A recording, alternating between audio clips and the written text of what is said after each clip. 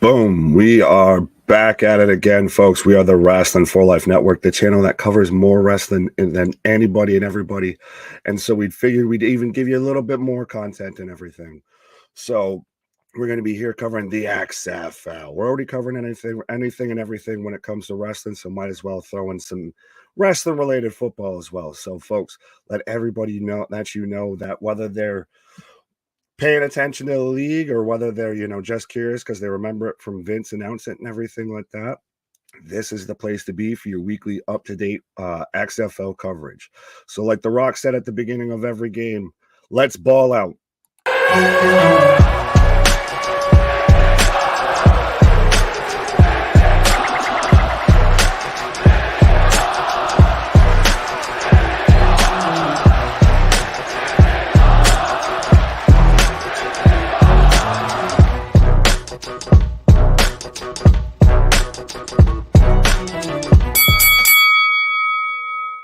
Boom. I feel like I need to pause already after saying that intro and everything. The ball out is just a terrible way to start a football game. But anyways, yes, folks, we are the Wrestling for Life Network. I am Big Nick.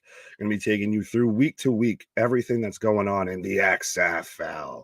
I figures it's a little fitting now because it started off obviously under the Vince McMahon and under the WWE, and it relaunched again in 2020 under Vince McMahon. And now Dwayne owns it. So might as well, figure we cover enough wrestling, can throw some XFL in there as well. But let's get underway with XFL week 1. We kick it off already with the Arlington Renegades beating the Vegas Vipers 22-20 in already the first game for the XFL. We have a comeback victory. And also it started the trend of any team that scored first in the XFL this week lost.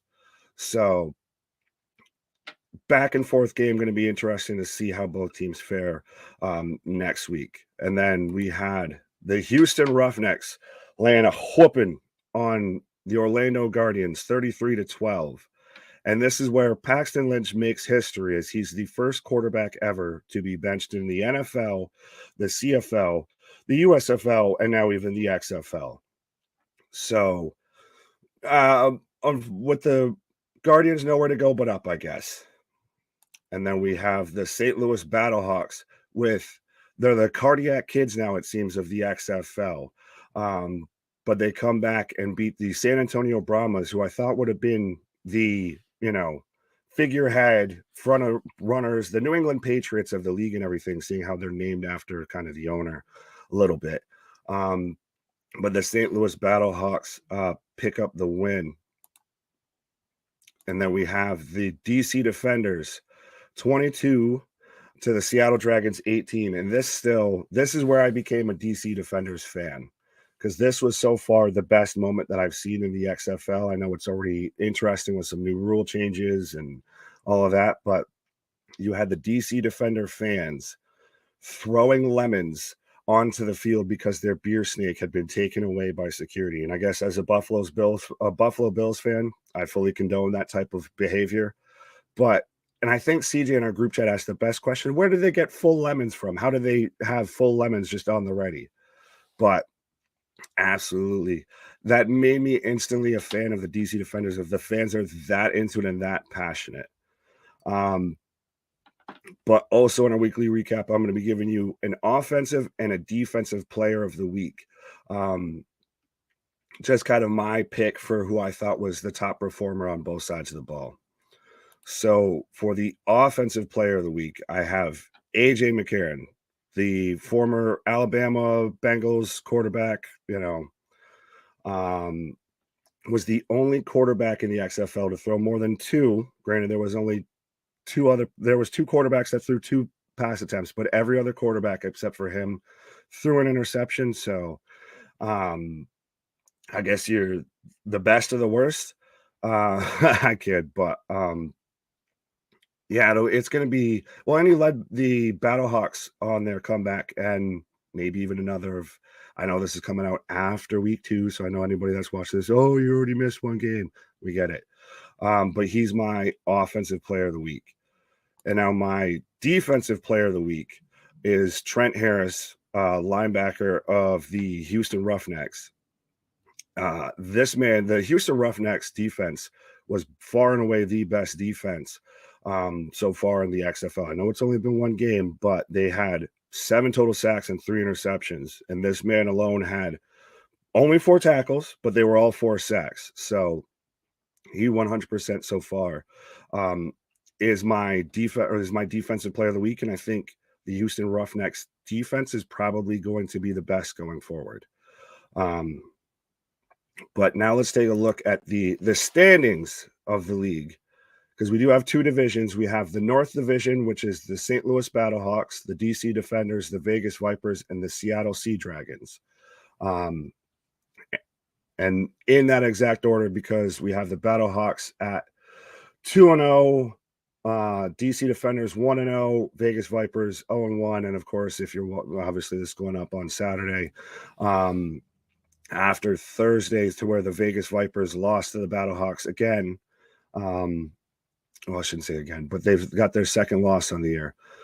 And then in the South Division, we have the Arlington Renegades at 1-0, the Houston Roughnecks 1-0, the San Antonio Brahmas 0-1, and the Orlando Guardians at 0-1, with the tied actually for South. Nope, they're actually right now the Seattle Sea Dragons have the most points against, but they've also played 2 games.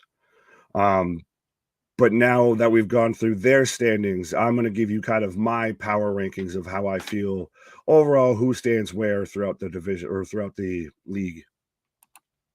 But so bringing in the bottom, I have the Orlando Guardians of, like I said, they had the first quarterback that's managed to get benched in every single league of football. Christ, I mentioned that stat to KJ, and he's like, yeah, I remember him from the CFL. So, and the Houston Roughnecks, granted, now they may have, it may be a statement more of how good the Roughnecks are, but they had a whooping laid on them. So they come in at number 8. Number 7, the Seattle Sea Dragons. Again, I know this is coming out after the rare occurrence that the XFL had a midweek game. They're already 0-2, and I know they're 0-2, so they should probably be at the bottom, but they pushed the St. Louis Battlehawks to their limit. Trust me, we had been kind of joking about the Sea Dragons in our group chat, and I was telling CJ about how, the Sea Dragons are going to win. He's going to lose to the Seahorses since he's from St. Louis, but the Battlehawks managed to pull it out, and Nooch as their quarterback, Josh Gordon as their wide receiver. I think that's a dynamic duo. So they're at number 7. Number 6, the San Antonio Brahmas. Again, I kind of thought they were going to be more of a team, just based on their name alone. But, they looked good against the Battlehawks. Granted, they ended up on the wrong side, but they're kind of just floating in the meh. I feel like the 6 through 4 might all kind of shuffle a little bit, because at number 5 we've got the Vegas Vipers. Again, they had the most seasoned, I guess, springtime quarterback in the league, and they did look good. They started off coming out of the gate, firing on all cylinders, which was surprising for week 1, but they ended up with the L to the number 4 team, the Arlington Renegade. Like I said, of both these teams, I feel could very much flip-flop back and forth as to where they really fall. It was such a close game that no team looked super dominant, but also no team looked unbeatable. But number 3, we have the DC Defenders. Again, this might be slightly biased, just a little bit of how they're up here at 3 of, because I am a fan, but they did pick up the win. They still looked like an impressive team. They have probably, I would say, the best quarterback in the league with Jordan Teamo. Again, we're lucky to get him off of the St. Louis Battlehawks. Thank you. And also the whole lemon incident, the beer snake incident, you got to win some brownie points on that. So they're at number 3. Number 2, we have the Houston Roughnecks. again, I said that their defense is probably going to be the best in the league. So I think fully that they're going to be a team that's one to watch. And their quarterback actually, I believe, had the most passing yards on the week as well. So they very much have, a well-run machine there. I hate to say that with them being the Roughnecks, the whole Oiler gimmick and everything like that. But I think that they're going to be a pretty much some towards the top every week here. And number one, we have the St. Louis Battlehawks. I know I just made CJ happy right there. And I guess for anyone that's watches all of our live streams, all of our other content or anything like that, and is subscribed, and why aren't you if you aren't? But so my team's the DC Defenders. CJ's team is obviously the St. Louis Battlehawks. KJ's team is the Vegas Vipers. And Cliff's team is the Orlando Guardians. So I guess I'm, CJ's number one fan right now of the St. Louis Battlehawks are number one. They're 2-0. They've been like I said earlier, they've been the cardiac kids of the league. It's all been late drives, late comebacks. They get behind pretty quick and then they're able to turn it on. They almost a little bit, and I know it might fit with the color scheme, but they remind me a bit of like the Detroit Lions in the NFL this past season. But I think that if they can play and like the way that they do in the fourth quarter for a full game, they're going to be a scary team. But with that being said, that is so far the wrap up for week one, but we'll get into a preview for week two. Like I said, speaking of the St. Louis Battlehawks and the Seattle Sea Dragons, yes, that game already happened on Thursday.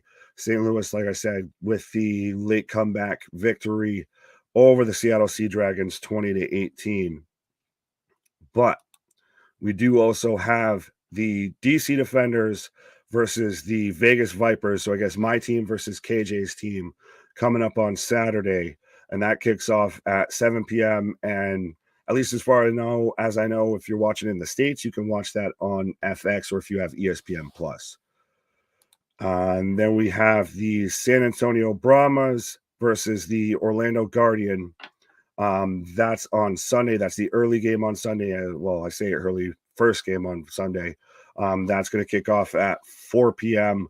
on ESPN.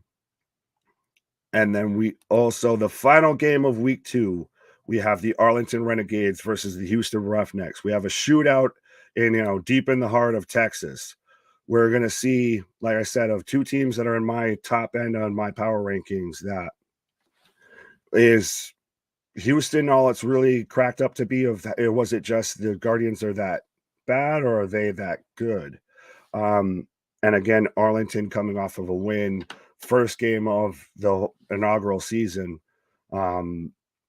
So it's going to be interesting to see how they come out from that, seeing how they were the team that had to make the comeback win in that. But folks, that is your weekly wrap up for week one in XFL and also a little preview for week two.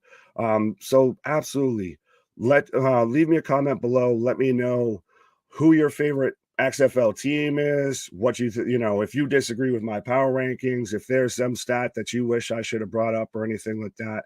Or like I said, if you're pulling for whichever team, or if you just even remember it from, like I said, the Vince era or the 2020 era. But absolutely, folks, this is your new home for all your XFL, your week-to-week coverage. It may only go as long as the league lasts. We'll still see, because when they did it in 2020 and before, it didn't last the full season. So we'll be here as long as they are, folks.